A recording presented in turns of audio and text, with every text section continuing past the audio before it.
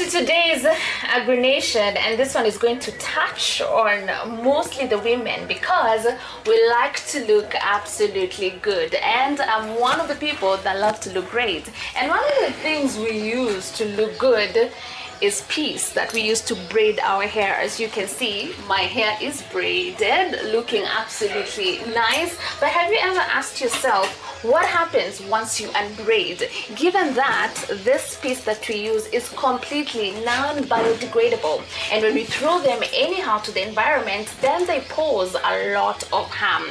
Now today on this Agri-nation, we want to show you how people right here in Kisumu County are using this piece after you have unbraided to make doormats that have such a high demand in the international market. I know that sounds like magic, but it's not. It's happening right here, right now. Now to talk to us about that and more, we are joined by Mr. Newton. Hi Newton, how are you? I'm good. You're well today?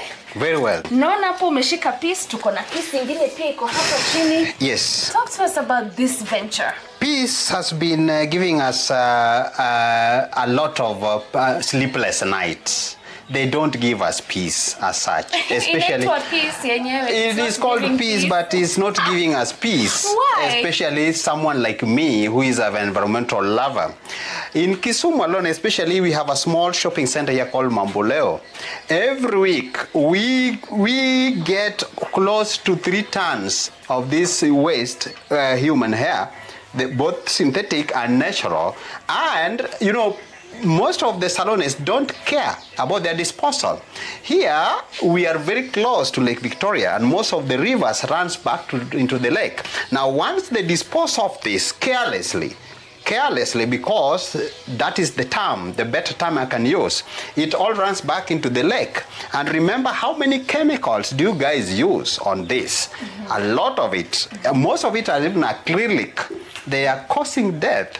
So once it gets into the lake gets more polluted, and it also entangles a number of aquatic life. This endangers our aquatic life in the lake.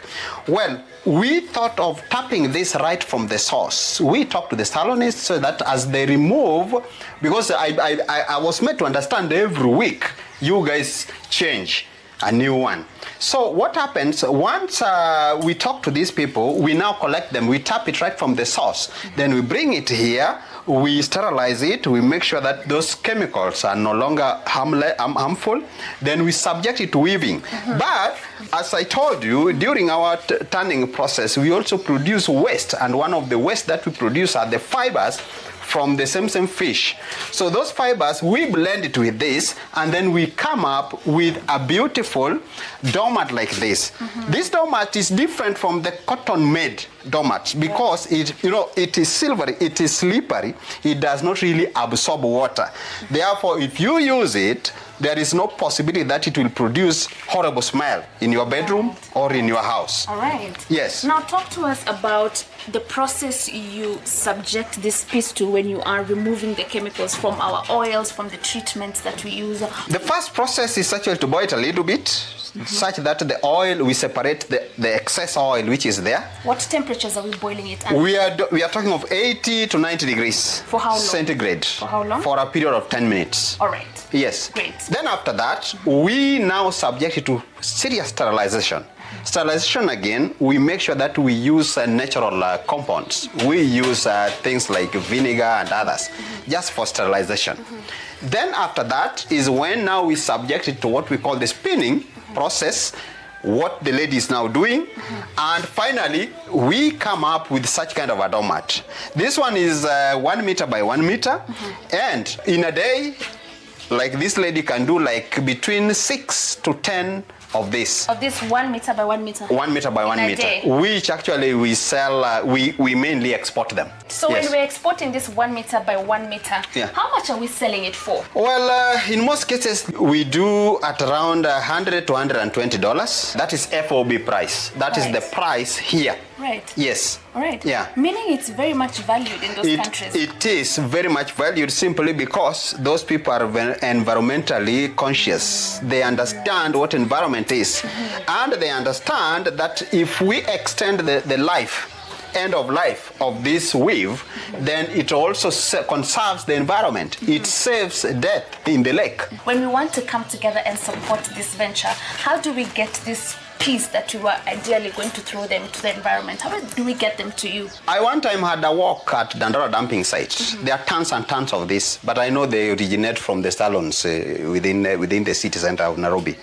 Well, this is where now we come in also to train more women so that, you know, they don't just dispose of this, but they, you know, whatever comes from your hair, you convert it into money. Have you started the training? Well, at our own small level, we've trained some 6 women around here, but it is always, you know, I'm just a small person. I do not have the capacity to mobilize so many of them. So only those who are coming are getting this kind of skills. But again, we charge a little bit, some small fee, because you know, we spend time, and you know, we also have our stomach to feed. Do you have market locally for the mats? Because what you have talked about mostly is the international market. I love international market because the smell of dollars is very nice. But locally, we also have we have local hotels, especially the tourist hotels within Kisumu now. They have adopted this kind of doormats because one is beautiful and is environmentally friendly. The people in the international market are understanding the importance of protecting the environment. Yes. And that's why they're using eco-friendly mats like this one. Yes. Why is it taking us so long here to take the conversations on environment seriously as they already are? The awareness creation on environmental issues has not sunk in very well. And here we are competing again, environmental issues and economic issues. We value so much economic issues. And that's why things to do with even environmental impact assessment, people look at them to be paper tiger, you know, you know, there's a lot of myths surrounding all these environmental issues. And therefore, it will take us a little bit longer, and it requires a lot of divine intervention so that we change the minds of our people from being environmental destructors to environmental creators. Great. Lydia, nataka pia mimi kujifundisha how to do the weaving. What exactly are we doing? Tunafanyaje?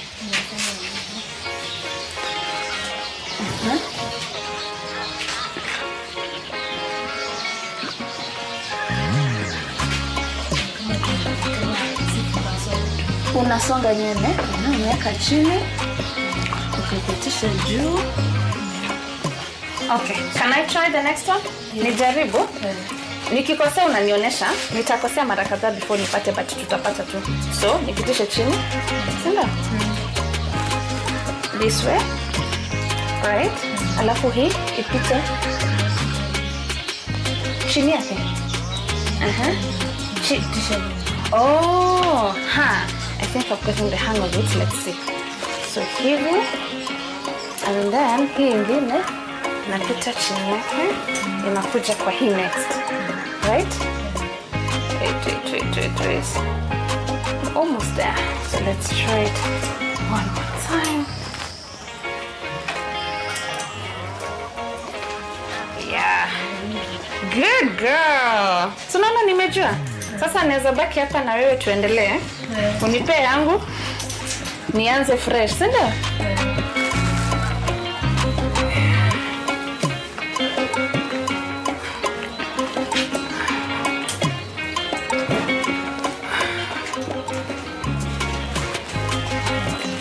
Nishashika, si ndio? Yeah. Nashika haraka. Unaona mpaka najua kuzitaita.